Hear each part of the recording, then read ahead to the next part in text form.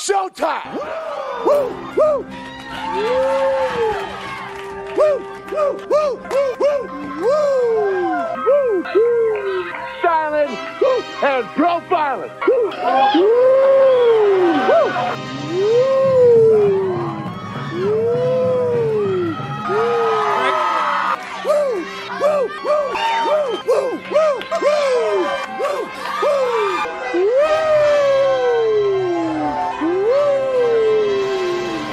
It's live and in color. Woo! Welcome to the Mafia Sports Report on the Buffalo Fambase Network. I'm your host, Tommy, to the highest degree, to the TOP from the 313. And by my side is my main man, my toucan Sam, the one they call the Apex Man, Mr. Mikey. What's going on, brother? It's top 10 night, brother. It's top 10 night. Finally, huh? We reached the fifth and final episode of a project. I will call this a project because it took a lot of work from me, from you, from Justice, to the fan base, to a lot of people behind the scenes that helped us out with this. I want to say thank you. And man, but it was really fun and well worth it. And I hope you guys out there that are watching enjoyed it. But we are on the top 10 tonight. But we are going to start with some training camp talk first, Mikey, because it was interesting from the beginning from the beginning on. So where do you want to start? Do you want to start with the Micah Hyde thing? Yeah. Okay. We dodged a bullet, brother. We did. When he went down, saw the reports that he was carted off. No one really knew. They said he limped off. Well, I also watched Trey limp off in that Thanksgiving game, so it was a little nerve-wracking. But to hear that he was just going to be out, he missed one practice and he's back. Fantastic news. Oh, dude, for sure. And Chewy, I almost called Chewy Tommy. Chewy, I haven't been drinking that much, I swear. I would play the Led Zeppelin, but I will tell you this: Led Zeppelin is one of the number one copyrighted. Like YouTube is so picky, you could play like a half a second of a Led Zeppelin song and you're out of there. So yeah, can't do that, unfortunately.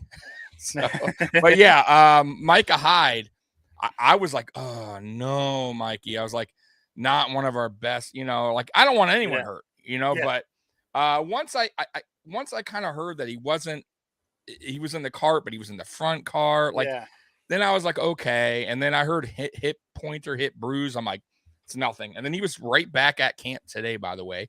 Mm-hmm. So it was a day-to-day thing. It was like it was more just, hey, man, just don't want to, just soreness. And they're just putting pads on now, and it's going to happen. You're going to see a couple more players like that are going to miss some time due to some, soreness, stuff like that early on.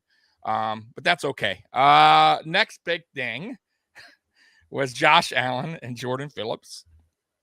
What's your takes on that? I can only really speak to what I've heard. I watched it and, he swiped at him, but I was listening to, our boy Kyle Brandt and the fellas over there at Good Morning Football talk about it. And one of the guys said he was there. Him and Mike Robb were out there. He said, and actually stemmed from a different quarterback getting hit on the arm, and the ball went straight up. So Josh was a little testy as it was. So when he got touched, he started to, stick up for the red shirts. But, I like that Josh is feisty. He's not changing who he is. And also Jordan Phillips is feisty. And, and I heard he's been a dog in camp. Mm-hmm. And the D line is just eating in camp right now. Yeah. But ultimately, I just he needs to be safe. Keep him safe. Sure, Wrap that boy in bubble wrap and keep him safe. But you know what? It's why the guys love him so much. Is because he is a football player through and through. Yeah. I was listening to Kyle Brandt that said he had a good point. He was saying like there's just a lot on his mind, like winning or whatever. And like that takes effect into it, like he doesn't want to get hurt, whatever. Like it was very soft, to be honest with you. Joe Marino went on a long rant about that, like how he, put himself in Josh's shoes. Yeah, exactly. Like all the pressure but I also think it's a little bit more to it too. I think the pads are on. Josh is a competitor, and I think just they're all like they're in dorms now, they're, the weather's hot. Like there's just a lot to it, right? And football's just starting back up. So a little irritation probably too, but this is nothing new, by the way. This happens in camp. Every NFL team goes through this, right? So it wasn't anything major. It wasn't fists being thrown. Josh hopefully is smarter than that, right? It was a shove. He didn't throw a punch where he could break his throwing hand. It was done within a minute. Like I tell you, the only part I didn't like out of that whole thing, Mikey. Not a lot of people talk about it, but I didn't like. I think it was Stephon Diggs and McKenzie. It was Diggs and Davis. Yeah. See, I don't like that. Could cause an injury. Like to be honest with you, jumping on a pile like that, someone could have blown their knee out. I'm just saying. Yeah. That part I don't like. Like I don't mind the pushing and shoving. But when you jump on a pile, you never know. You just never know. Someone's. So, anyways, other than that, offensive line. I will tell you, not looking that great. Yeah. Speaking of the offensive line, I will tell you, it's probably why Josh was so irritated, because that defensive line's been eating the offensive line, and it's not our normal offensive line; it's a bunch of our backup offensive linemen, and our defensive line is just taking them to town right now. Yeah, but it's early. It is.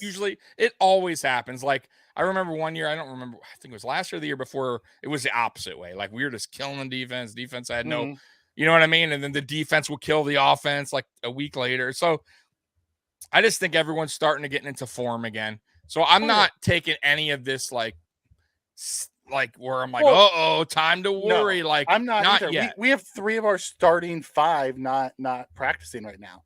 Exactly. Projected starting 5, I should say. Yeah, and Dion was out. Dion was out a couple. Well, then when we had 4, Mitch was the only one left. We haven't seen Saffold yet because of the car accident. Bates went down before pads went on, and he hadn't practiced yet. We haven't seen Spencer Brown at all because he's recovering from a back surgery. So at the end of the day, we have a bunch of rotation guys in there getting in beat different up. Positions. Yeah, like we had. Like today, I think we had Bobby Hart at left guard. Oh God! So, we're just moving guys around. So it's gonna happen. Yeah, it is what it is. But other than that, training camps, I think it's been good. I think the fan. You know what the best thing about it? They're back. They're back in Rochester, and the fans are loving it, man. They are loving one it, of the man. biggest sleepers, and everyone's starting to talk about it, is my Isaiah McKenzie has taken hold of that slot job. Like we haven't even seen Crowder because he's been hurt. Right, he's been on the now today. He was he was back. He was finally had his first day of practice, but I think they were like easing him in, so he didn't he did position drills. He didn't do teamwork. So I still think he gets the job, but it's good to see that McKenzie. I don't know if he's going to get the job. Well, we'll see. Really don't. I mean, it's so early. It's so early to tell. Like I preseason will mean a lot. We'll see what happens. If McKenzie plays like he has been, like in the games, like he has been in practice, it's going to be hard for Crowder to take his job. Lose him. I get it. I think Crowder makes the team. I just don't know if he's going to be the primary slot. Yeah. Hey, you never know. Listen, and I remember when we talked about this and I told you about this, Josh Allen being comfortable with his receivers. And sometimes it takes a while. Well, Isaiah's been there since 2018. And I think he earned the trust of Josh Allen. And Josh is starting to realize that he could throw the ball to McKenzie, and McKenzie will make a play. And to be fair, anytime McKenzie's number been called, he's played pretty well. So to your point, maybe he does earn that and get that spot. Because listen, Crowder, I like his game, but if he's not on the field practicing with Josh right now, he's losing that connection that they need to have. Yeah, he's losing that time to work with is 100%. So because once good. preseason games start, you're not going to get as many reps during the week. You know what I mean? What does it say? Rumor alert. Elam yeah, rumor alert. Elam's the real. Kaiir Listen, Elam has been playing very good. He started down. He has started to trend up. He's a sponge, is what they say. We'll really know once we get into preseason games when he's not going against his own guys. That's when I'll really tell you, you know. But he sounds like he has all the makings of doing what he needs to do. He reminds me of Trey White. Remember when Trey first came in? Tommy, everyone talked about how smart he was and how he just picked up and he had all the talent and just needed to put it together. He reminds me so much of that type of, you know what I mean? Late first round pick. Oh, dude. You know, just I was like the fourth corner taken, you know, like it's so much reminds me of Trey White. It does, man. I think I hate to say it, but you know, my reaction on draft day. Well, it's because you fell in love with the guy. I did. It's just, you know, it's one of those things and it happens. You know what I mean? But once, like I told you, once I sat down and saw his you know, workouts, his college tape, man, this guy, and I just like the fact that he's so motivated. He wants to learn. He wants to get knowledge from the older guys, the Trey Whites, the Micah Hyde, the Jordan Poyers. Like they're all saying he's asking questions, like, and that's great. Like these are vets. These are great vets. These are the number one defense in the league last year. Yeah, right. Best mentors you can have. So yeah, to answer your question, Kaiir Elam so far. Now let's see when preseason starts and regular season. He looks like the real deal. And I'm very happy that Brandon Beane selected him with the first round pick. Yeah. So, all right, Mikey, top 10. Are you ready? Oh, I'm absolutely ready. Okay. You want to we'll do the recap real quick from last week. So go ahead and put my slide up. Yeah. Mookie Hawkins, guys, is joining us for 20 minutes. So I sent him the link. We'll see if he can hop on. Okay. So yeah. So let's get a recap real quick. Yep. While we're waiting on him. So from 30 to 11 last week, we had Will Wolford, Shane Conlon, LaShawn McCoy, Terrence McGee, Aaron Schobel, Nate Odoms, the tackling machine London Fletcher, Stu Barber, wide receiver James Lofton. Then we had Stephon Diggs cracking 21. Then we had Fred Summerless, Ruben Brown, who I still think should be higher on this list. That guy is a man child. Joe Ferguson, Jim Richter, Biscuit, Cornelius Bennett, Tom Sestic, Cookie Gilchrist, who still crazy. He only played 6 years, and he was, you know, like his whole like stat things just blows my mind. The man Kyle Williams, the heart and soul of the turnaround. Then center Kent Hall, and your favorite Buffalo Bill of all time, Eric Moulds. Eric Moulds, baby, should be in the top 10. But any guy there besides the one we agree on? I'm just being honest with you. I mean, in my opinion, anybody besides Ruben Brown that we both agree on that you think maybe should have been higher or lower, right here from 30 to 11. Ruben Brown's the one that really sticks out. Mm-hmm. You know, I think that everyone else kind of fits in this range. You can adjust them how you want. You know what I mean? You can go through each guy. Everyone's gonna have their own opinion on it. Yeah. So I think these guys kind of fit this area really well. I think you could have made an argument. I mean, at least for me, to McGee up a couple spots. I mean, probably. I'm just, for what he did, like overall what he did, he was good at multiple. I mean, he's part of the Bills all-time team as their punt returner. Yeah, but he was a very good corner too. Yeah, I mean, he was a fantastic corner. Yeah, so like but once again, it's just so tough to move a guy down or up, and because they're all solid to great players here. Yeah. Wait until you see the difference between. I'll tell you, because I spent this weekend doing some of these slides. Wait until you see the difference between 10 to 5 and the top 4. It's a major difference. Oh yeah. It's not even close. So let's get right into it, Mikey. All right. So coming in at number 10, it's kind of funny, guys, because coming in at number 10 last year was Josh Allen. All right, the man child, the prototype, our quarterback, Josh Allen. Drafted him in 2018. Quarterback today, gonna be our quarterback for long term. Franchise guy. Second team All Pro selection in 2020. Pro Bowl selection in 2020. He was selected in 2021. Chose not to go. Holds single season records in passing attempts, completions, passing yards, and passing touchdowns. He also has the top 2 quarterback seasons ever in the Bills' history. So not only does he hold the season records, he holds the second slot in each of those as well. And he ranks 3rd in team history already in completions with 1,245, passing touchdowns with 103, rushing touchdowns with 31, and 4th in team history in passing attempts with 1,999 and passing yards with 14,114. He'll move into 3rd this year. Right. The guy's just climbing the record boards for us.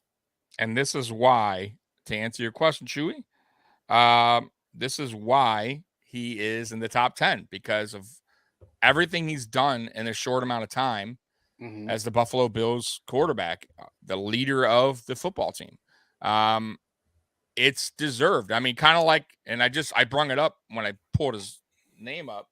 He was number 10 last year, 2021. Yep. NFL top 100. He moved from 87 to 10 because of his accomplishments, what he does on the football field.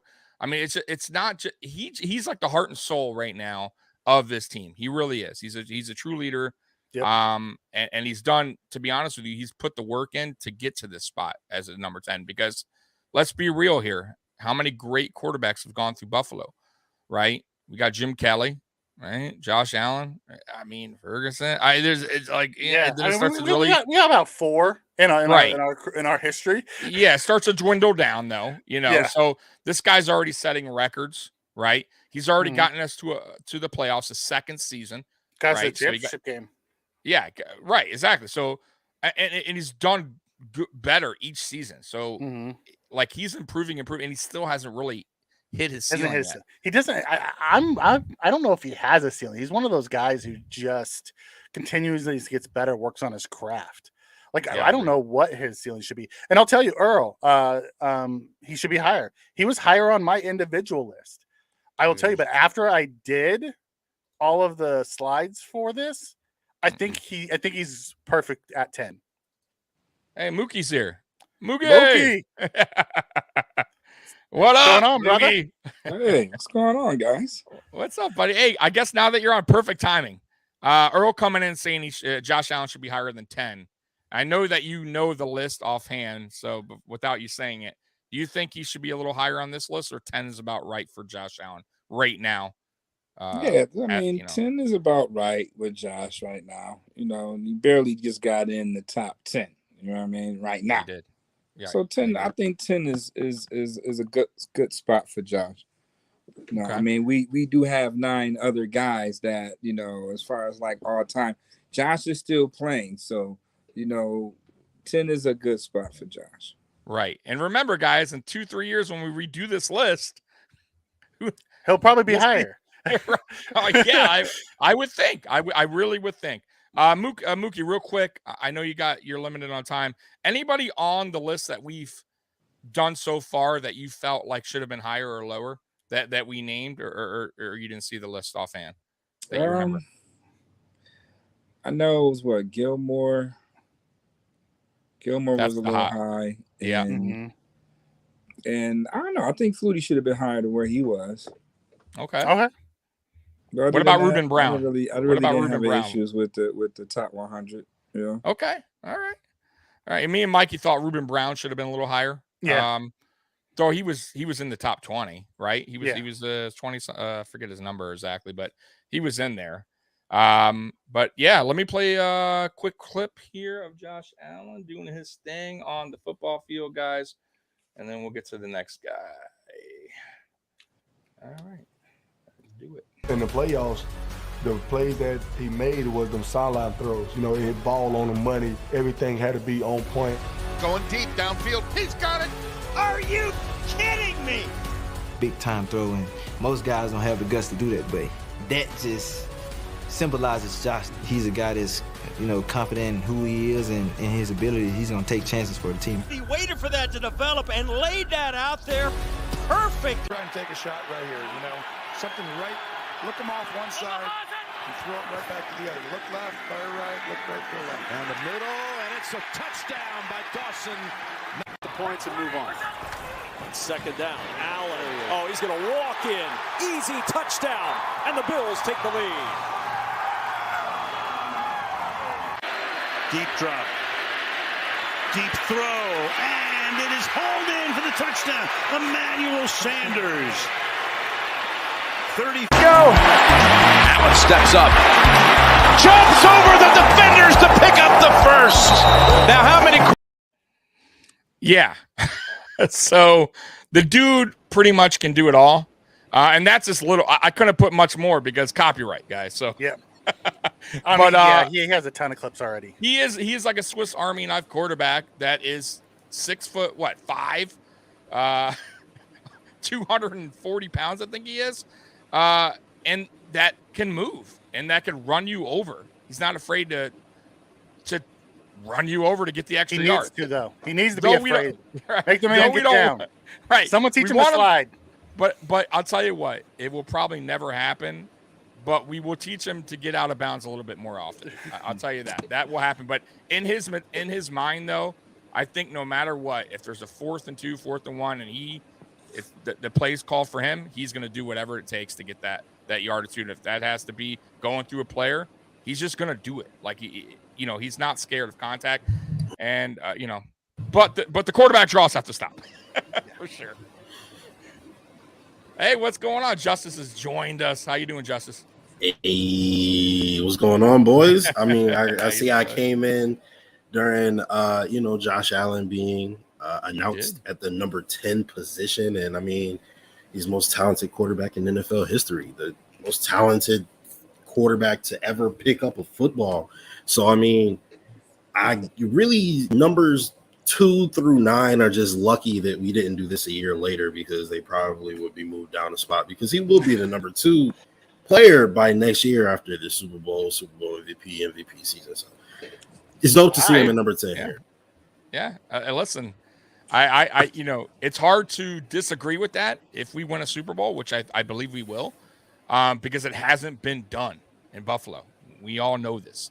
We've been waiting for this. There's people that unfortunately aren't around anymore that have waited for a Buffalo Bills Super Bowl. And if he makes it happen, then yeah, you could consider him the man of Buffalo. Like he is the guy. So it'd be hard to not put him up there on that. You need a few to pass Bruce though, because Bruce is different. Bruce is. Wait. I guess we can all say Bruce. You guys will already know, but we'll get there. We'll get there. I'm so sorry. That's all right. Anything else, guys, on Josh Allen before we move on to number 9? I'm such an idiot. What is wrong with me? Oh it's my all God. Good. Leave Justice come in and just blow it. Right. Oh my God. Wow. It's all good, man. It's all good. All right, we're moving on now, guys, to number 9. Coming in at number 9, Steve Tasker. Steve Tasker played from 1986 to 1997, wide receiver, special teamer. 7-time Pro Bowl selections, 87 and 1990, and he was from 90 through 95. A member of the Bills' all-time team, Wall of Fame member 2007, is considered the greatest special teams player in NFL history. Had 7 career blocked punts, was credited with 204 tackles. Oh, on offense also, 2 of his final 3 years, he started being a receiver, and he had 51 catches for 779 yards and 9 touchdowns. Yeah, he's the gold standard on special teams. It's what I think me and Mikey actually talked about this last week because somebody brought up Devin Hester, and I said Devin Hester should be in the Hall of Fame because of what he did as a special teamer, and he was the best ever to do it. Steve Tasker was the best ever, in my opinion, to do it as a special team player. He deserves to be in the Hall of Fame, in my opinion. I think he'll get there one day, but man, it's kind of crazy that he keeps getting passed up. Mookie, what do you think about Steve, man? They invented that position in the Pro Bowl because of Steve Tasker. Remember, that position wasn't in the Pro Bowl. until Steve Tasker, was doing what he was doing, and then, they made it a position in the Pro Bowl. So he should definitely be in the Hall of Fame because of that. And you're right. I mean, Devin Hester pretty much has just about every kick return record there could be named. He's definitely should be. Those two are definitely the first two that should, be elected to the Hall of Fame as special teams guys. So, I mean, they changed the game, with that position and made it into something, and definitely, made an impact in the game while doing it. So. I'm cool with Steve making the top 10. He's definitely a top 10 all-time player based upon what he was able to do in the Bills uniform and the success that came about him performing as a Buffalo Bill. And he's still a big part of the Buffalo Bills community. And, right, I see him every day. Yeah, exactly. Ambassador. Exactly. He's an ambassador. And Mookie talks to him. He has the honor of talking to the man. So, Justice, man, and any word on anything on Steve, man? Yeah, man, I love Steve Tasker. He's an icon. Remember when he followed me on Twitter, I freaked out. I made a video for him, and he acknowledged it, and I was like, one of the coolest days of my life. Steve Tasker is the man, and he absolutely deserves to be in the Hall of Fame, and I am definitely glad he ended up in the top 10 here because he's one of he's the top 10 most iconic, Buffalo Bill ever. So, much love to Steve Tasker. Yeah, 100%. And to your point, I love when ex-former players, especially the big time ones, like your tweet or follow you. Man. It's feels so good. Even though it's so small of a thing, it feels like the best thing in the world just happened to you. So right. Dude, I totally understand how you feel, man. With Steve Tasker following you, that's a pretty big deal, man. All right, guys. So anything else on Steve? Nope, nothing. All right. So we're going to move on here. Going to number 8. Billy Shaw. Billy Shaw played from 1961 to 1969, offensive guard. Five-time first-team All-AFL selection from 62 to 66. Second-team All-AFL selection in 1968. 8-time AFL All-Star 62 to 69. Hall of Fame inductee in 1999. He was actually the first Hall of Famer ever inducted that played his entire career in the AFL. Member of the Bills all-time team and member of the Pro Football's all-decade team of the 1960s. Before my time, so I can't talk about his game, but on paper, this guy looked like he was a monster. Yeah, before my time. But the one thing that stands out to me, he's the only player to make the Hall of Fame that never played in the NFL. Not the only. He was the first. Oh, the first now? I thought he was the only. Okay, so he's the first that never played in the NFL. That's pretty amazing. That is pretty damn cool. And yeah, man. I mean, look at all the AFL All-Star selections. That's an All-Pro, second team, 5-team. All, the guy did it all from what I see. So well deserved, and that's why he's number 8. Mookie, Justice, anything on Billy Shaw? I know it's before your time. Yeah, Justice, he came in the league for 8 years and did nothing but dominate. This dude was clearly the man. Come on, what is this? Look at these stats. This is ridiculous. This is Aaron Donald type stuff. You know what I mean? This is crazy. So shout out to my man Billy Shaw. Yeah. Shout out. I love that's Justice's. By the way, you guys, if you don't know, that's Justice's thing. He's not too familiar with the guy's hey, he did his thing. Shout out to my man. Respect. Show him respect. Mookie, man. Anything on Billy? Hey, this is where our AFL titles come from. From this guy. Yep. So, I mean, the accolades pretty much speaks for themselves. Identifying some of the ones that was, brought the only title to this Bills organization, before the merger. So before the merger, the Bills were one of the top teams, if not the top team in the AFL, with Jack Kemp, being quarterback of that mob. But, at the end of the day, you're only as good as the guys that you have up front blocking for you. And, you're not winning those titles without guys like Billy Shaw. So 100%. Definitely respect due, and another good top 10 pick. Yep. Anytime you can make an all decades team, Yeah. it Yeah, it you're tells you legit. everything you need to know. Yeah, you're pretty legit. All right, moving on. We're gonna move on to number 7. Number 7, Daryl Talley, the Spider-Man. Daryl Talley played from 1983 to 1994, linebacker, 2-time Pro Bowl selection, 90 and 91, Bills Wall of Fame inductee in 2003, member of the Bills all-time team. His 1,137 tackles are second most on the team, whilst 38 and a half sacks ranked 10th on the team. His 188 games played ranked 6th in team history and the most by any of our linebackers. Daryl Talley, his tackles, second most in the team history to one Bruce Smith. He was a tackling machine. Yeah, dude was a beast. He was part of the Super Bowl runs. Loved his Spider-Man long sleeves. I remember that because I was a kid and I was like, oh my God, that's so cool. Like, I thought that was the coolest thing, because you're a kid that's what we grow up on, right? Like superheroes. Absolutely. And I'm like, we have my favorite team that happens to have a guy wearing a Spider-Man costume. Yeah. I was like, yo. Dope. And he was the man. It wasn't like this is Bobby Hart wearing Spider-Man. Right. You know it's like when Stevie Johnson did the Why So Serious. It's like, he's exactly. The Joker. That's cool. Right. Yeah, and it stuck with him. And I think Daryl Talley, listen, he was the man. He was just an unbelievable linebacker. He was a big part of that defense and why we went to 4 straight Super Bowls, which, by the way, I don't think will ever happen again. But, just an I really hope so, and win them. But this was an unbelievable player, unbelievable talent, and Mookie, anything, or is he anything on Daryl Talley, man? Daryl Talley was a monster. There you go. He. I mean, what does it be there? How many Pro Bowls Daryl Talley made it to? 2? He only made 2. Right. Which is crazy. He was also when I did all the research, he was always in the running for defensive player of the year, but he never won. He's he ranked 5th, 4th, 6th. He was always in the voting for it, but he never actually got selected.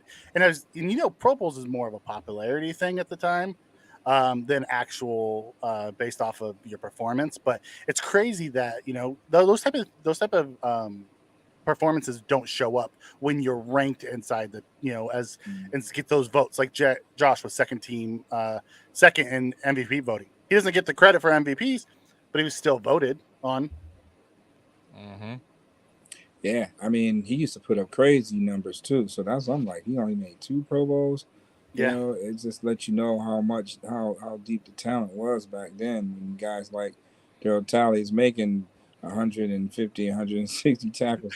And still not, making it to the Pro Bowl, but they still was managed to, make it to 4 straight. And Daryl Talley was definitely the field general in reference to that, and got those guys in place. So, I mean, he's definitely gonna be acknowledged, in the Buffalo Bills in our eyes because of that factor alone. And top 10 definitely deserves, it's a good spot for Daryl Talley. I ain't mad at that.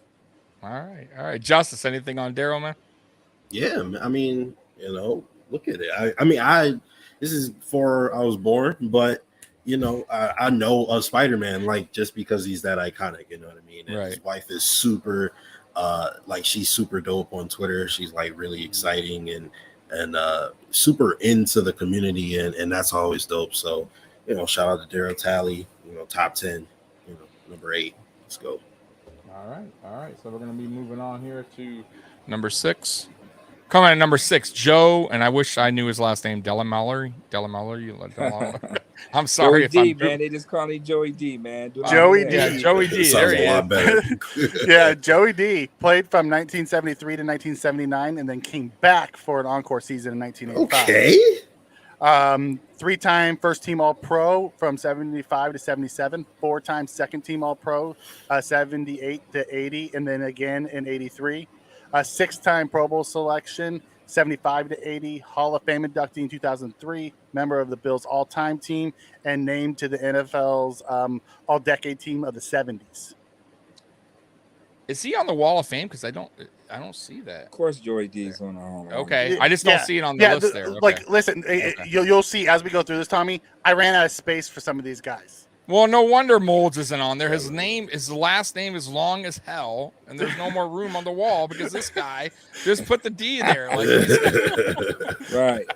Joe DeLamelere, man. Joe DeLamelere. You want to say it with me? Joe DeLamelere. Joe DeLamelere. I'm with you. I'm with you, Mookie. AKA Joey D. There you go. Yeah, before my time, man. But you know what's funny? We have a lot of offensive guards, offensive linemen in this list high, like that were beasts, man. I'm talking from the 60s, 70s. I mean, these guys are some hard-nosed dudes that made our Hall of Famers. So crazy that we had these kind of guys on the team. And crazy that he has all those accolades. I mean, that's unbelievable. Mookie, anything on Joey D? I mean, man, another Hall of Famer. And man, basically, he blocked for the juice. Juice is loose. I mean, just look at the picture. That just says a lot. Yeah, there you go. Just running down steam right now. Right. So I mean, he was with that old school helmet too. Yeah, where they got the neck roll on too right now. I love neck rolls. Why don't players wear those I love the neck rolls and the little padding that like Brian Kais is wear the big old padding. Oh, yeah. I just thought they were like mean, man, when they wear those, man. Justice, you want to say your classic word, man? Go ahead. Why you think I don't know Joey D? I don't. I'm sorry, guys. I don't know Joey D. But I mean, look at this. He clearly did his thing, and shout out to the big boys. Shout out to my boy Joey D. Because it's like Tommy said, there's a lot of offensive linemen in there, a lot of big boys. So shout out to the big boys. Here we go. Now we cracked the top 5. Here we go, guys. Number 5. Coming in number 5, Andre Reid. It's a great Andre picture. Reid played from 1985 to 1999. 2-time second-team All-Pro, 89 to 90. 7-time Pro Bowl selections, 88 to 94. Hall of Fame inductee in 2014. Member of the Bills all-time team. Bills all-time leader in catches with 941. Receiving yards with 13,095. Touchdowns with 86. And games played with 221. He leads all Bills in games played. And why did it take him 15 years to get into the Hall of Fame? Like, what's that about? The NFL once again, I don't know what they're doing sometimes. That's how it is. There's a lot of players that still deserve to be in the Hall of Fame that get passed on it. That's a head scratcher. But yeah, real quick, guys, I do got a clip. It's a little long, so get some popcorn. Andre Reid was the quiet Bill, the worker, the sweater, and not coincidentally, Jim Kelly's go-to receiver. Wants to go long to Reid. He's down there, and it is caught for the touchdown. Reid was an army of one. Army alert! A warrior who made his living going over the middle, utterly unafraid to take one for the team. Mostly, though, he just took off. His uncanny knack for making yards after the catch made him the AFC's most dangerous receiver of the 90s. His 13,198 yards receiving ranked 13th all time. Reid at the 40, at the 35, 30, down to the 20, 15, 10, 5. Andre Reid scored! 60 yards, Andre Reid. And Reid just outraced everybody. But Reid had more than great feet. He had sublime hands.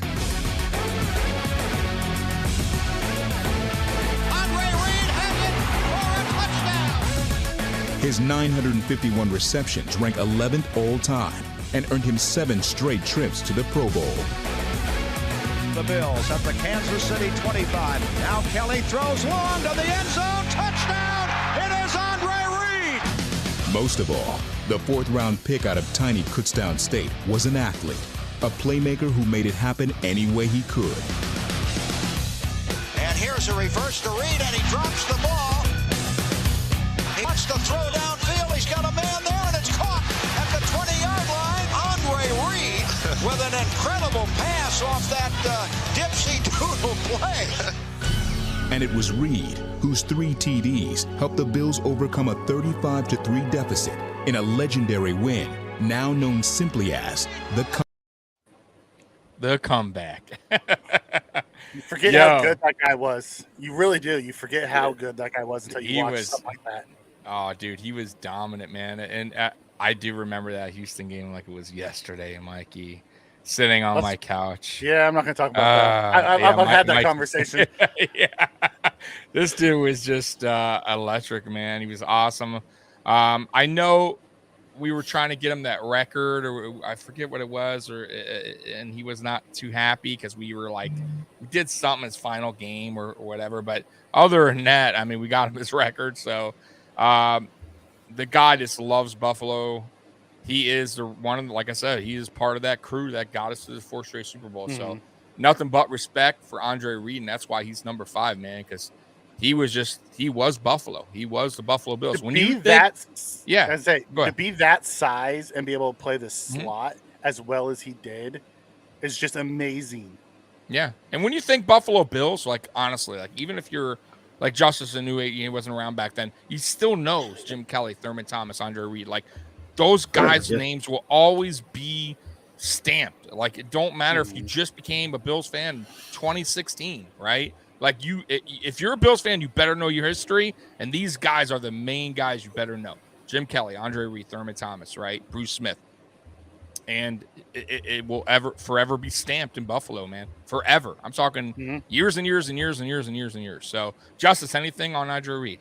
Yeah, absolutely, man. I mean, just, my older brothers and whatnot, they always talked about Andre Reid and how good he was and whatnot. And, people will say that, he's the best wide receiver in Bills history. So obviously he had to be special. And, did he play during the season of the Music City Miracle? No, that was in 99. He retired in 2000. No, did he? He played through 99. I don't think he was on that team. I don't think he was on that. No, he might. No, because 99 was his last year with the Bills. Okay, but he didn't play that. I don't remember him playing that game. Then he played 1 year after that. Okay, I don't remember. I don't remember that game. I just remember we put him in for a certain game. It was his last game. It was like a BS game, and he was upset about it. But I don't remember him being in that game. I'll be honest with you. But maybe he was. He just saw, because I know towards the end he was seeing less playing time, and that was like the thing. He wasn't liking, and we wound up putting him in just to get some kind of record or something like that. But yeah, either way. All right, moving on. Let's see here, guys. All right, coming in number 4, Thurman Thomas. Thurman Thomas played from 1988 to 1999 with the Bills. NFL MVP selection 1991, 2-time first-team All-Pro selection in 1990 and 1991, 3-time second-team All-Pro selection in 98 and 02, 5-time Pro Bowl selection 89 through 93. Hall of Fame inductee in 2007, member of the Bills all-time team, named to the NFL all-decade team in the 1990s. He's also the Bills all-time rushing leader in yards and touchdowns. And we could probably kept on going. I just ran out of room for all his because I mean I could have went into like what he did with NFL stats stuff, but I just ran out of room for all these guys that are up at the top. There's too many accomplishments to list here, so I just named all the big ones because he's a Wall of Famer. He's in the top 10 of all time. I never knew he won an MVP. That's crazy. Yeah, 91. It's dope. Dude was legit. He was a all around like great player. Like. He could catch up the Bills had an MVP winner. That's really cool. We've had a few. Yeah. He was legit as you can be, man. Like Thurman Thomas. He could, like I said, could catch out the backfield, which Jim Kelly absolutely loved. Like that was his guy when he was running out of trouble. Like Thurman Thomas was just there and can make plays, yards after catch. That was his thing, man. I do got a clip real quick, guys. I'm gonna play.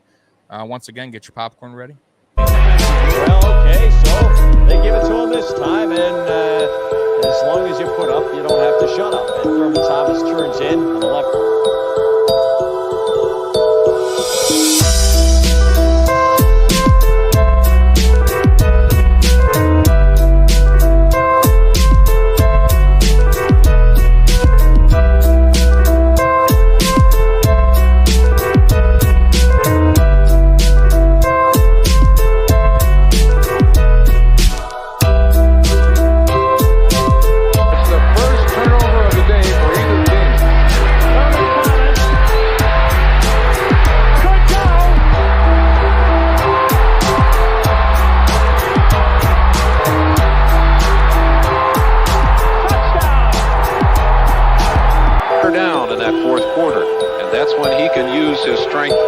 energy to take advantage of it. And also the fact that Killebrew is a good hard rusher, takes some of that early pounding off him. Pass is complete. Touchdown.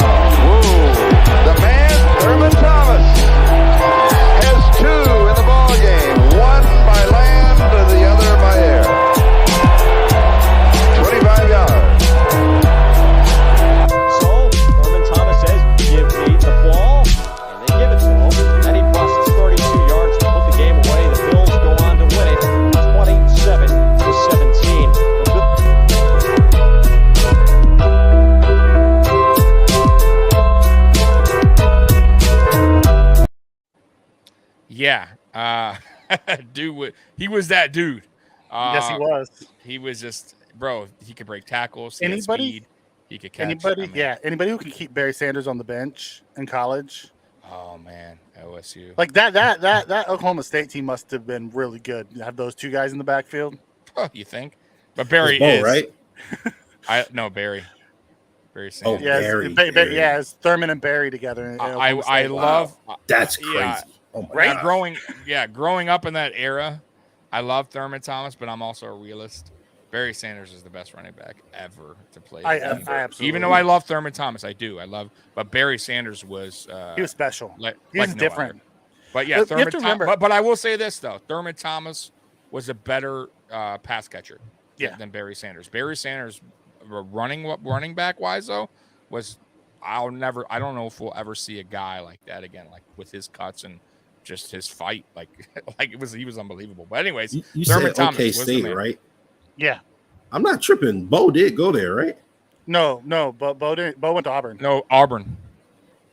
Bo went to Auburn. Yeah. What Yeah, am Bo I went to thinking Auburn. about? Okay. Yeah, All right, never yeah. mind. I'm sorry. Yeah. Justice, anything on Terminator? Yeah.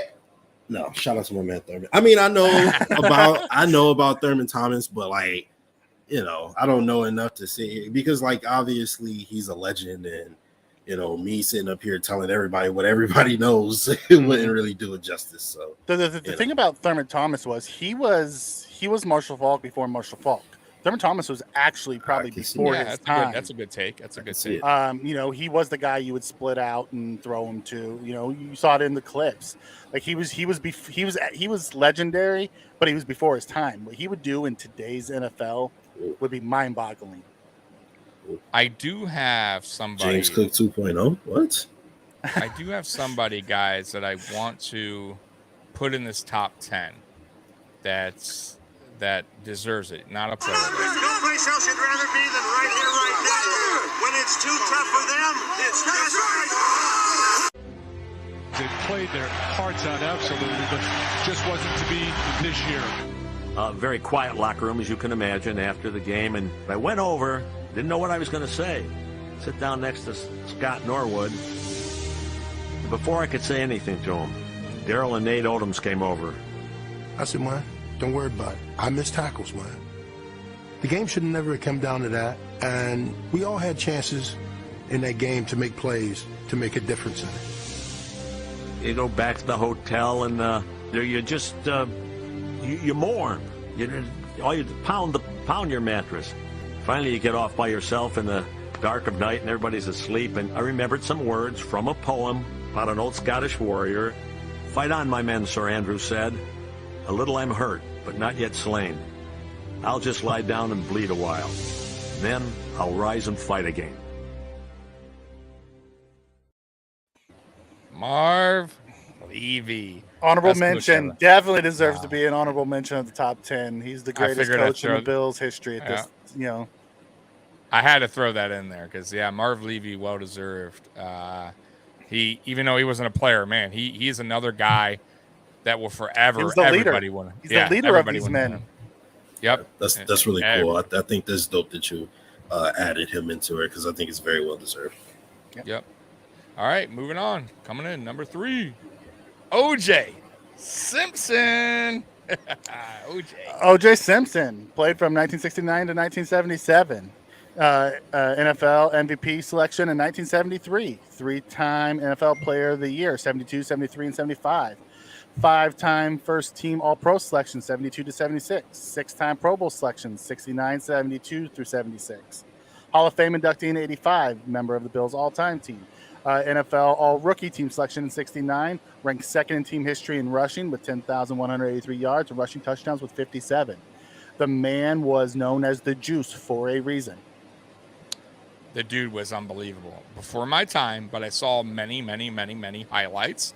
Probably one of the first players that was, not first, but around that where he was a superstar.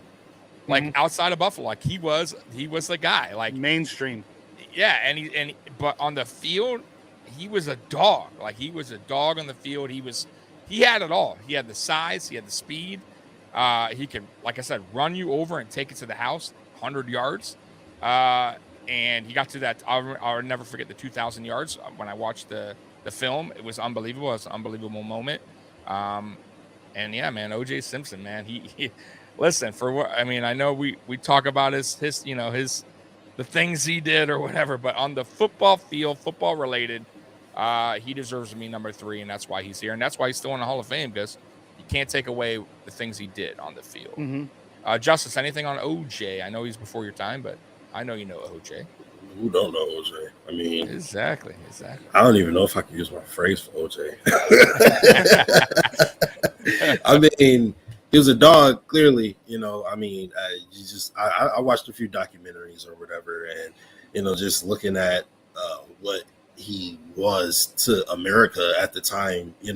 When he was the running back, apparently he was just like a superstar, like movie star type guy. And he like really made waves in the entertainment industry. So I mean, he was clearly that guy, and maybe if he had anger management classes, he could have been in like right, yeah. I do got a long clip, guys, because once we got in the top 10, guys, I did make the clips a little longer because these guys deserve longer clips because what they did. So brace yourself, but this was a good one. That hero came forth in frigid Buffalo. His mother named him Orenville. The press called him OJ. And later, millions hailed him simply as the Juice. Like the legends, he played on the ice. Like a superstar, he set records on it.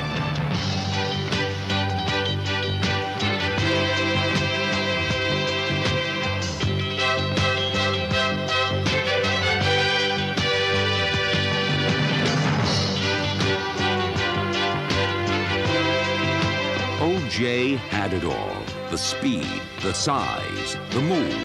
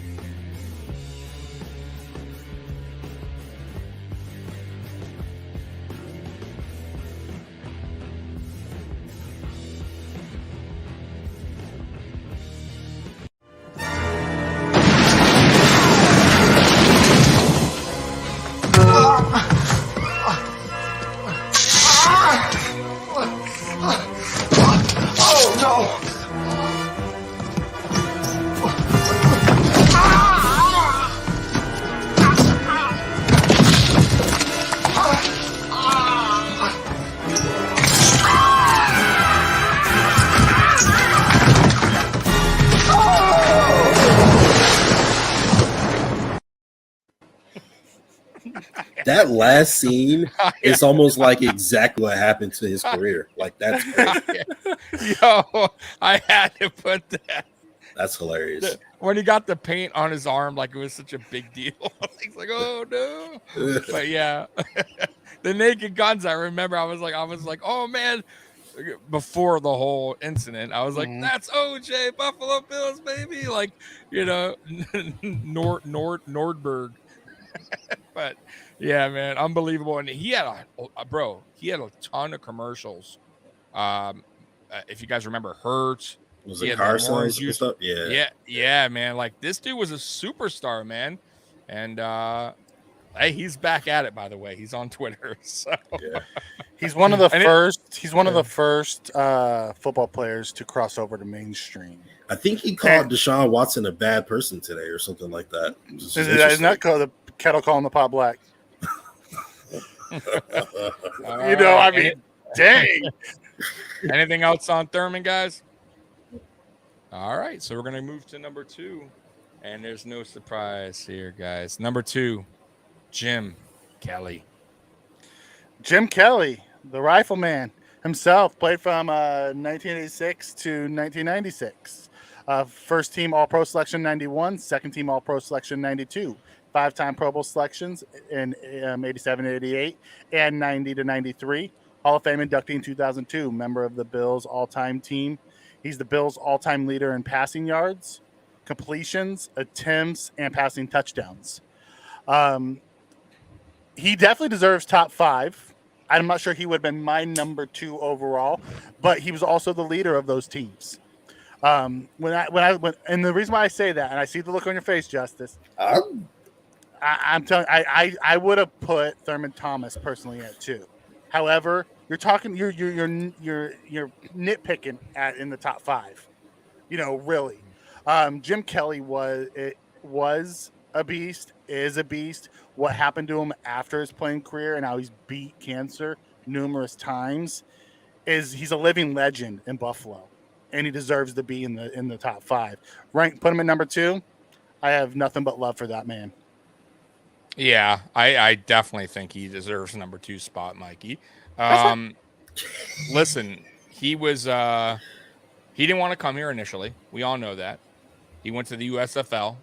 He was dreading the fact that he had to come here. So it was a really unbelievable that he winded up still coming here when the USFL folded. We paid him. I think he was the highest contract at the time. But he wound up falling in love with the Buffalo Bills. We were a bad team. And I don't know when you started watching, Mikey, but I started in 89. But in those late 80s, like 87, 88, like we were bad. Like it was just a bad team before Jim Kelly came.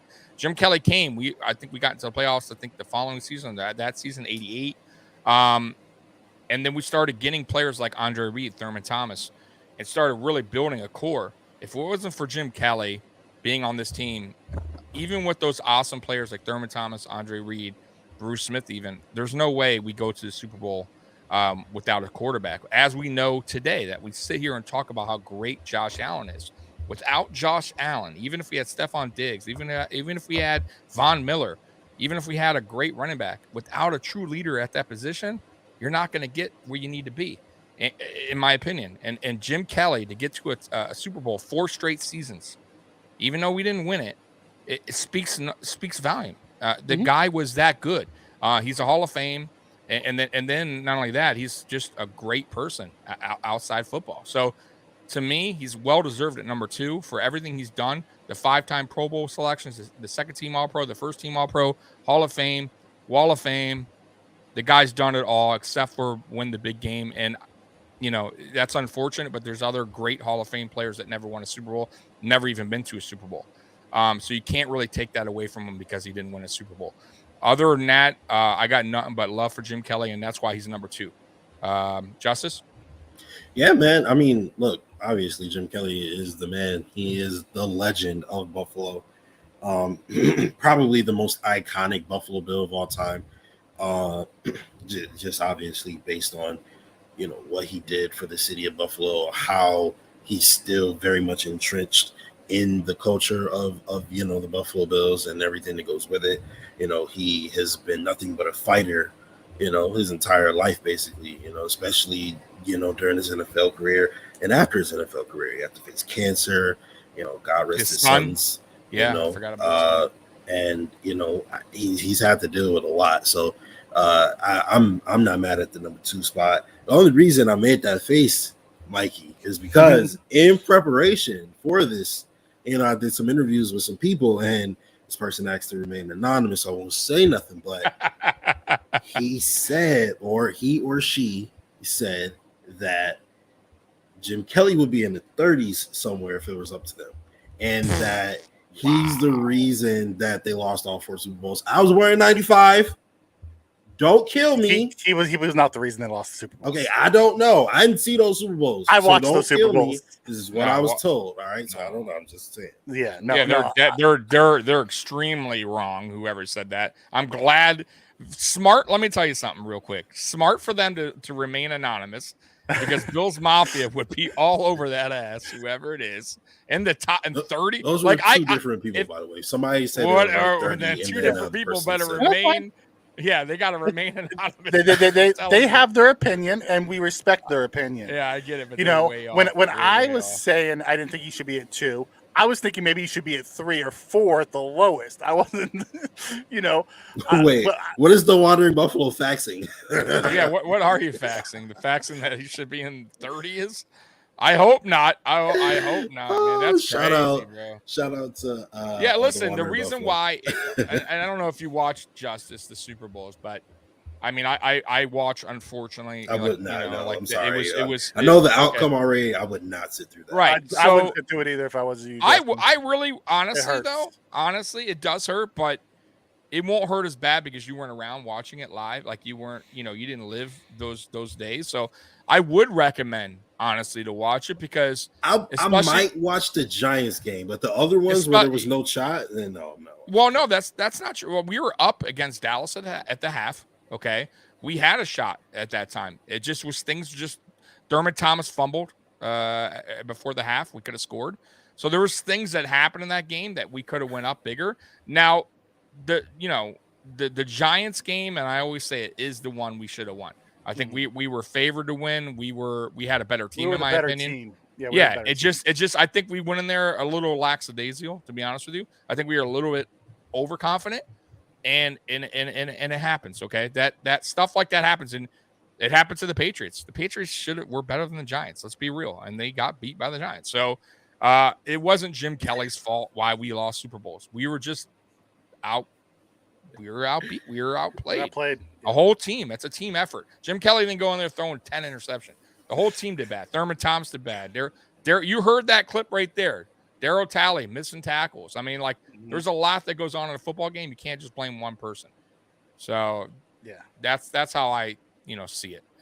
I watched those Super Bowls, and it's a team game, guys. This isn't NBA, right? Where there's a go-to guy and he's the guy, and he's gonna take the last shot. Like, or if he has a bad game, that's it. The team will suffer. Like, this is a whole team effort, man. And it just didn't happen, man. But it is what it is. Anything else on Jim Kelly, guys? Yeah, so look at this. He's the Bills' all-time passing leader in yards, completions, attempts, and touchdowns. He's a Hall of Famer, a member of the all-time team, has many first-team and second-team All-Pros. Like, the guy is a legend and belongs in the top 3 or 4. You can debate where you want to put him, and that's everyone's right. But at the end of the day, thank God for Jim Kelly. He I don't know if you guys heard his story, but they wanted to make him a linebacker in college. Yeah, I didn't know that. I just knew he didn't want to come here initially. By the way, that draft was unbelievable. That 84 draft was it like him, Elway, Marino, or something? Mm-hmm. Yeah. Yep. Oh, look at me. Football. Don't forget. Warren Moon also played for the USFL. So there's a lot of so did Reggie White. A lot of great talent went to USFL. So it wasn't like he was going to CFL like that. They were they thought that league might have took off, but it didn't. I do got something on Jim Kelly real quick. I'm gonna play it for you guys. Here we go.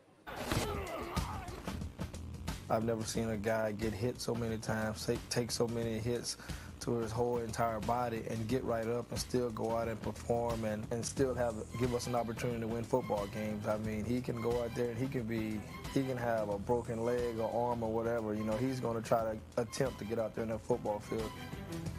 I can remember one time throwing one like this, that, you know, that, hey, his bell's wrong, he doesn't know what he's doing. You know, he got hit pretty good, and, you know, I was sitting to the sideline, you know, telling the coaches, hey, we need to get Frank in here, we need to get Frank in. The gym is out of it, you know, and he saw me do that, and I think it just snapped on him. Hey, leave me alone. I know I messed up, but I want to play this game. And I was like, all right, well, you go ahead. You can tell something's wrong with it. And first of all, he goes 56, which is just an off-tackle running play. So we run it. He calls it again. We run it. After about the 5th time in a row, you know, we're going, wait a minute, something's wrong here. So I turned and said, man, what's up, you know? And we run the same play. He said, well, give me another one. That's the only one I can think of. We played in New Orleans, and I remember getting the heck beat. You know, I got sandwiched one time, and I went hit the turf in my head. I looked up, and I just saw stars, and the dome was spinning. And all I heard was the fans just cheering because they thought they knocked me out of the game. And I said, oh, I'm not leaving this game. I popped right back up. We wound up beating them. He has the belief that as long as he's in there, he's going to win. And that's another part of where his toughness comes from, because he's like, I'm staying in here because we're going to win if I'm in here. And if I let it go, then we might not win. I've been in a game where he threw 3 interceptions in the first quarter of a game. Most guys would wilt and go into a shell. Before the game was over, he'd thrown 5 touchdowns. We won the game. One of the great qualities that a quarterback needs is to have the ability in the late in the game to just suck it up and go get it done. Kind of gritting your teeth and going and winning games. Most human beings would, about that time, say, I'll fake it, you know, and I just won't do it. And Jim has continually answered the bell in some physical game. Yeah, that's Jim Kelly for you. Yo, I didn't know that. The same play 5 times, yo. That's They're crazy. like, there's something wrong with him. He keeps running the same play. He's like, give me a different one. Give me a different play. That's the only one I can remember. That's wild. Scary. Tell wild, me something else, right? Yeah, dude. So CTE's, you know, wasn't really. I was about to say the NFL don't want that video coming out today, right? Don't nobody say that today. My channel gets banned now. Oh man. Oh Lord. All right, guys. Anything else on Jim? No. All right. Well, guys, one day. It seems real. We are here. We are here, and we are here to the number 1 greatest Buffalo Bill player of all time. And that is Bruce Smith. Bruce Smith played from 1985 to 1999 for the Bills, defensive end, 2-time NFL Defensive Player of the Year in 90 and 96, 8-time first-team All-Pro selection, 87 through 88, 89, 93 through 97, 3-time second-team All-Pro selection, 89, 92, and 98, 11-time Pro Bowl selection, 87 through 90, and then 92 through 98. His only year he didn't make it was his 91 season. It's because he only played 5 games and got hurt. Hall of Fame induction in 2009, member of the Bills all-time team. Named to the NFL all-decade teams in both the 80s and the 90s. The NFL's all-time sack leader with 200, including a team record with 171 sacks. The dude was an animal. The greatest defensive player ever to play in the NFL. Yep, ever. Can we all say it? Bruce. Yes. And a record that I will continue to say and debate with anyone that will never be broken. I think the 200 sack record. It will be extremely hard. The longevity isn't going to be there. I do not think it's going to be broken, in my opinion. I get, you know, like I said, it's just it's a good debate to have, but I just think in order to get that, you would have to be extremely, extremely lucky, stay healthy, stay consistent in sack totals, and stay at least almost 20 seasons and be consistent, be good. And you guys, listen, you already see like great players like Von Miller, JJ Watt. You see their numbers start to dwindle. Okay. You also see that there's also talk like, hey, you know, teams are scared to sign this guy because his age. 33, like now, like 32 is old. This guy was 40 years old, still doing his thing. Yes, Aaron Donald. Right. What does that say? How many career total sacks does Aaron Donald have? He's 98, yo. He's 100 away. Never being touched. Not only that, but he was talking about retirement at the end of last season. That's what I'm saying, yo. I was thinking like he would be at like 160 or something. No, he's at look at the That's list crazy. is on. The list is unbelievable when you look at the NFL all-time sack leader. So obviously we all know Reggie White was a half sack away, I believe it was. And then the next one below him is Kevin Green at 168. Other than that, nobody. And we're talking Reggie White retired with 199 and a half. Yes, or 199. He was he was just short. So Bruce, he had the record. He had the sack record. Bruce Smith beat his record. Yeah. Right. Oh, gotcha. Okay, sorry. Bruce Smith was only injured 1 year. 1 year, guys. And in that 1 year, he had 7 sacks in 5 games. Right. Like the dude, like people don't understand. Like he played like that, and that's why when people talk about how great Brady is, and he's he's old, he's playing. This was a different position. This is a position where, and back in the day, man, these guys are getting hit over and over and over and over and over. It's a brutal position, and Bruce Smith to stay healthy is crazy, and to stay consistent. When he was 39 on the Washington football team, he got 10 sacks. 10. We're like begging for 10 on our current team. Out of prime guys. Right. So it's like, I just don't, that's why I don't see it getting beaten. He got 10. That like, and that built different. And I will say this, a lot of players now, they're venturing off because they know about CTE. They don't want to hurt their bodies. They want to go out in the sun, like with their bodies feeling good and do other things like broadcasting or whatever else. Yeah, or whatever else they're gonna do in life. Like they don't want to leave the field like with problems, and that's why I feel like that's another. Yeah, but Brady's not getting. But the quarterback's a different sport. It's a different thing now. They're not getting touched. But that's why I don't think it's ever gonna be broken. But I do got a clip here, Bruce Smith, and I'm gonna play it right now, guys. Here we go for Bruce. I'm holding Bruce Smith's shoe, man. Do you know what Bruce does in these shoes, man? Bad things, man. I mean bad things. Things that I just can't possibly talk about.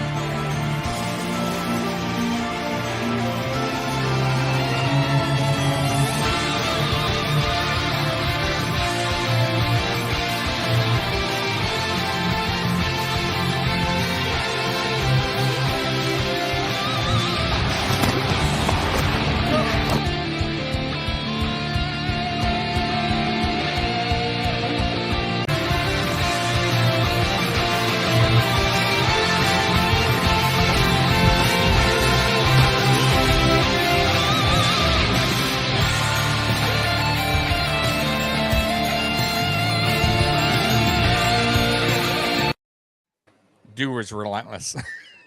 He was just relentless, man. He's a physical freak. Yeah, offensive lineman could not block that dude, man. Like they just couldn't. He was unbelievable, man. Best ever, like Mikey said, best ever to do it, in my opinion. In Mikey's opinion. Yeah, defense. He's the best defensive player ever to play the game. Yeah, like, in my opinion. Yeah, in my opinion. Justice. Yeah, I mean, absolutely. I see. Here's the thing. I'm of a new generation, so I've been running around saying Aaron Donald's the best ever. But honestly, that sack totals. And to be fair, Aaron Donald is a defensive tackle, so it's different. But at the same time, like a 200 is absolutely bonkers, So that's crazy. I never got to see him play, but from all accounts of what I've heard, he was basically Aaron Donald before Aaron Donald. Like you couldn't block him one-on-one. He was running through everybody. Even if you double teamed him, it didn't matter. Like like you just said, 10 sacks in 30 at 39 is crazy. 7 sacks in a 5-game season is nuts. Like our season high for our sack total might be. Yeah, it might have been more 7 than that. I can't remember now. Like I can't remember exactly the number, but I think it actually might have been more. I think it was 7 and 5 though. It's crazy. I don't think the Bills sack leader last year had 7. I don't know. I don't remember who it was, but I don't think they had 7. Like, that's crazy. Addison was our sack leader last year. That's how disgusting. about? I mean, it's getting off topic, but Derek Thomas had like 7 in one game. Yeah. Damn, Well, I mean, really? Yeah, Derek Thomas holds the most in a game ever. Sheesh. Why would you not block that, man? Oh my god. Derek Thomas was a different animal, bro. Derek Thomas was taken too soon too. He Derek passed Thomas away was- in a car accident. Yeah, he was taken too soon. He was a beast, dude. You know, Bruce Smith and Reggie White have always been talked about the two greatest defensive players ever to play the game because they were so similar in the way they played. Towards the end, Reggie kicked more inside than Bruce ever did, but those two were just man-child. Yeah. Well, guys, we wrapped it up. This We is did. a 5-week thing, and I think a lot of people kind of figured It's more Bruce than would it's be more than a number 5-week thing because this was going on. You know, fan base, the effort the Buffalo fan base put behind this, justice and team. And when there's I a say movie team, coming too. Yeah, So. yeah. When I say team, I mean all the fan base. They all chimed in on. Oh, this. We yeah. appreciate them all 100%. over there to help us create this. That turned this into a 5-week show, but it was about a 2-month process. So, shout out to all our fan base colleagues out there. We appreciate everything you guys do, and make sure you guys catch the shows. We have shows every night of the week.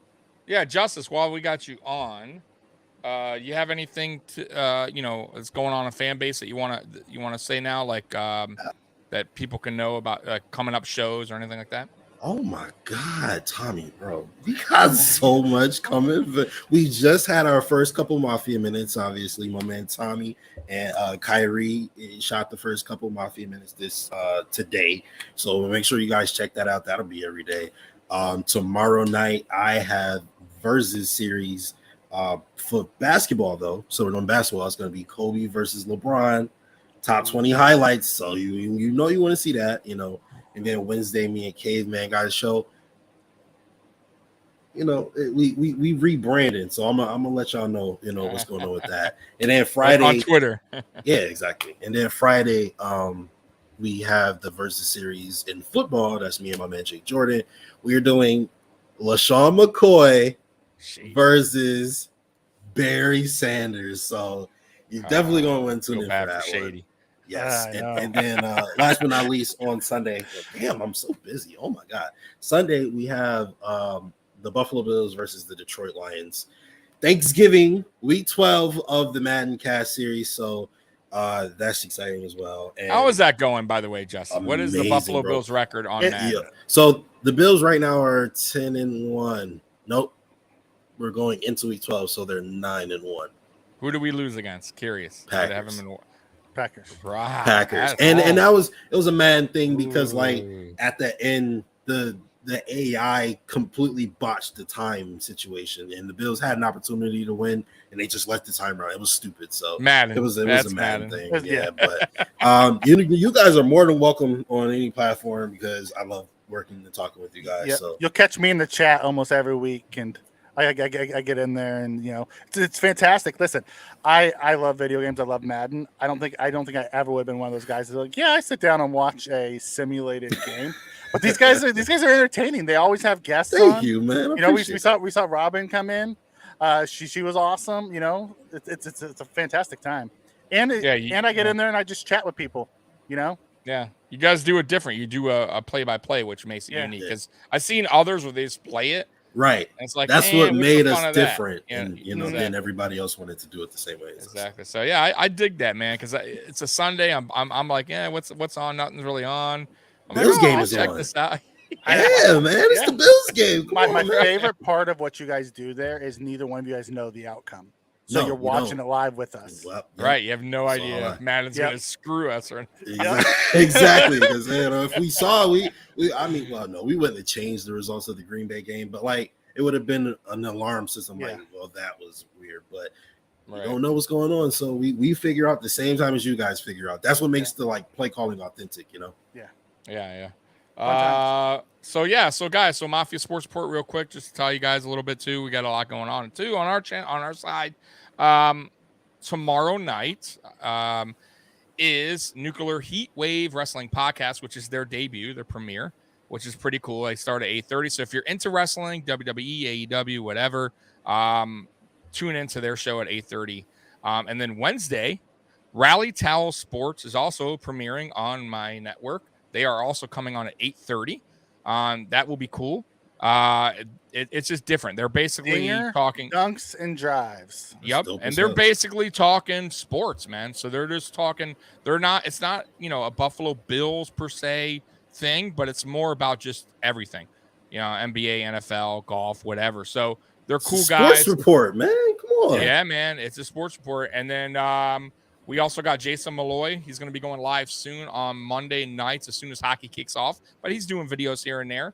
And that's a really cool podcast. So check him out as well. And that's a Warpath crossover podcast. And then Friday night, me and Mikey will be back. What's the date, Mikey? We're doing it. What do we say? It's in 3 weeks, so it is the 19th. Okay. The 19th. So you're taking a vacation? No, just a Friday night. It's Friday night. We were gonna start on the 12th, but I have a work trip. And I won't be back in time for that show, so we're going to start it on the 19th. Yeah, and that's Friday Night Lights, so it'll be right before a preseason game, which will be pretty cool. It'll be the second preseason game, I believe. And then we also have our a Saturday daytime show where me and Mikey are doing. I forget the date on that as well. September something. What's the date on that? September 3rd. Saturday, September 3rd will be our first show, and it'll be Fantasy Kingdom. That's all fantasy. Football, so baby. we won't be talking about the fantasy drafts. We'll be talking about week 1 on September 3rd. Fantasy football. Yep. And then AFC Shakedown. September, I think 5th as well. And that is I got a guy, Captain D, who represents the Dolphins. I got Long Island Joe, who represents the Jets, and I got Trevor and Juan over at Sports Dynasty, who represent the Patriots. So that's a cool show too. Tune in. Let's just talk AFC East. So other than that, man, I appreciate you guys hanging in with us again. Another awesome episode. Next week, me and Mikey will be back Monday, and we will talk about training camp, because training camp, the pads are on. I didn't get to talk to you yet, really, just because you weren't in. Actually, how do you feel like training camp's going so far? How do you feel? What's going on with Josh Allen and Jordan Phillips, the Micah Hyde situation, our offensive line situation. The only thing about it is that I know none of this stuff will matter in a week, so it's hard for me to get into it. But I really like what I'm hearing out of Khalil Shakir. I really like what I'm hearing out of Christian Benford, because I told y'all about Christian Benford. Watch out for Christian. He got run with the first team today because he's a beast, and I told y'all he was going to be a starter by next year. So, I'm really liking what I'm hearing. James Cook apparently is a beast as well. Stephon Diggs is obvious. Him and Josh are still on the same page. Apparently, Gabriel Davis is a budding superstar from what I'm hearing. I like what I'm hearing, man. I like what I'm hearing a lot. So. And you do know preseason is next Saturday, right? I'm excited for right around the corner. You know what, bro? I'm so football deprived. I'm excited for the Hall of Fame game. Right? Yeah, me too. I'm ready for that. And when is that? Is this week, right? August this Thursday, 4th. correct? Yeah. August 4th. Yeah, this week. So I'll be at work, but I'll be able to watch it on the screens. But yeah, dude, I'm the same way. Most people are like, oh, and it is not the greatest game, but I just need something fresh. It's football. Right? I need professional football, right? Exactly. Yeah, I need a fresh. I'm tired of replays, because I've been watching Buffalo Bills highlights all offseason. I'm like, I need something new. One of my favorite parts about this year's preseason is going to be, when the first team isn't out there, you're going to see the Khalil Shakirs and the James Cooks. Yes. And they're gonna have a quarterback that can actually get them the ball. It's not gonna be like you have the quarterback running around that can't get. It'll be Matt Barkley. Case Keenum instead of Matt Barkley. Yeah. I mean, Matt Barkley will be there, but he'll be throwing to the. We'll have Barkley throwing to the Stevensons and the Hodgins so you'll actually but you'll have Keenan throwing to the Shakirs and things like that. So it'll be nice to see some of those young guys. So give us something to look at later in the preseason games. Also, there's a lot really in the preseason I'm kind of looking for, right? So you got the punt thing going on, right? Yeah. Right. So we're all curious how he's going to do punting, and then you got the kick return thing going on, right? Is Austin going to be the guy? Can Marcus Stevenson bounce back, from what he did last season? Is it going to be Shakir? Right. Is it going to be Khalil Shakir? Right. So there's so much going on other than just like we know our starters. We know they're going to be good. But it's the other dudes that we're really all curious about. I'm curious about also like Shaq Lawson. I want to see him. I want to see AJ Epinesa because supposedly he's having a good camp so far. Let's see what he can do in preseason because he really needs to step up this season. So there's a lot of guys to look forward to in this preseason. So that's why I think the preseason is going to be pretty fun. I'm interested to see that linebacker position behind the first two. See what Bernard has, and Dodson, Smith, Yeah. I'm interested to see how they all rotate in to see who's going to be kept. Yep. And the cool thing about like being a Bills fan right now is that our starters are obviously really, really good. We're considered to be the best roster in the NFL. But then like our depth pieces are would be starters on like half of the other teams in the NFL. So like we're actually excited to watch these guys. So preseason will actually mean something to us versus other people who got to watch like David Blau go out there and play. You know what I mean? Stuff like that. So it's pretty cool. Did you guys catch the? Did you guys catch this? I got to play this real quick before we get off. Hold on.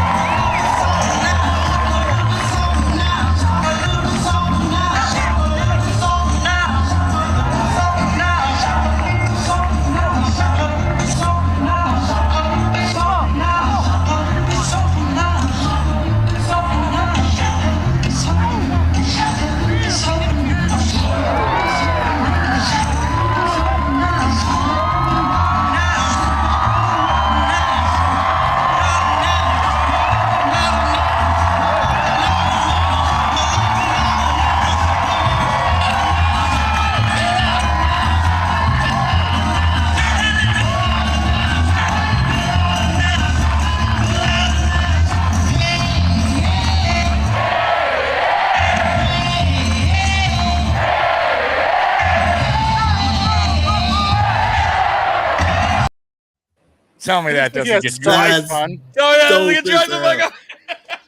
By the way, Tommy, we got to take a second. We have a Jets fan in the comments showing out respect. We appreciate you, Dakota.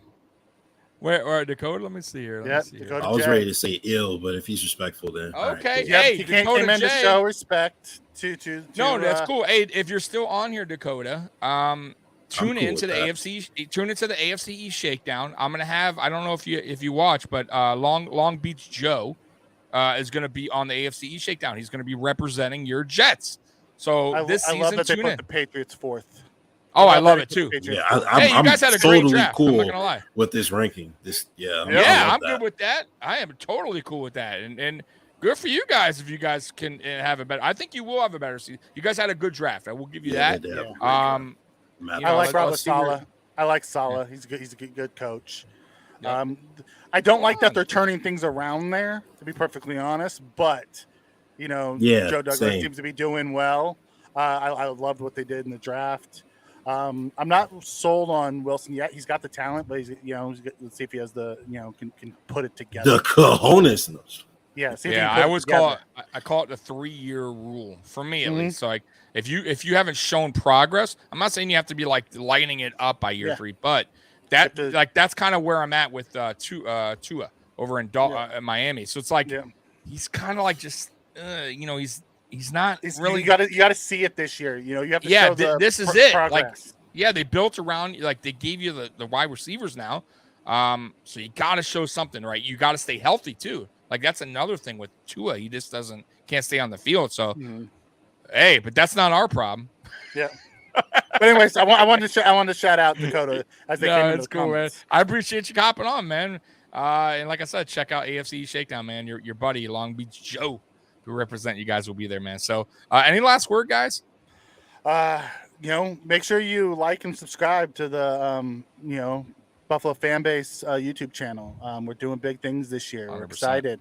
Come on over to Mafia Sports Report, where Tommy and I are trying to bring you more and more things that are not only Buffalo, but outside of Buffalo as well. Trying to bring more content to everybody and have fun doing it. 100%. Justice, any last words, man? Yeah, man. I want to say absolutely come and take this ride with us at Buffalo Fambase. We are going to be doing crazy things this year. And then to top it off, the Bills are winning the Super Bowl is going to be a wild year. So you might as well be along for the ride, man. Definitely shout out to you guys as well. You guys have brought so much energy and spirit to the crew. So many great ideas, like, this top 100 Mafia, man, like, you guys are awesome. So, even though Mikey, when you sent me those video screenshots, there was no audio. I was like, but the audio didn't come through. The audio didn't come through. It's all good though. But you, Mikey. Man. I really appreciate you guys. Seriously, y'all are awesome, and I appreciate you guys. Having me on with you guys. I appreciate you coming on, man. All right, man. So we're gonna play the best outro on any channel. Here we go. And look at it go! He could go all the way! Touchdown! Touchdown! Touchdown! The Bills make me wanna shout. Kick your heels up and shout. Throw your hands up and shout. Throw your head back and shout. Come on now, the Bills are making it happen now. Stand up now, come on and shout. Yeah, yeah, yeah, yeah. Hey, hey, hey, hey, hey. Let's go Buffalo. Let's go Buffalo. Let's go Buffalo. Let's go Buffalo. The Bills make me want to shout. Go Bills, man. Peace.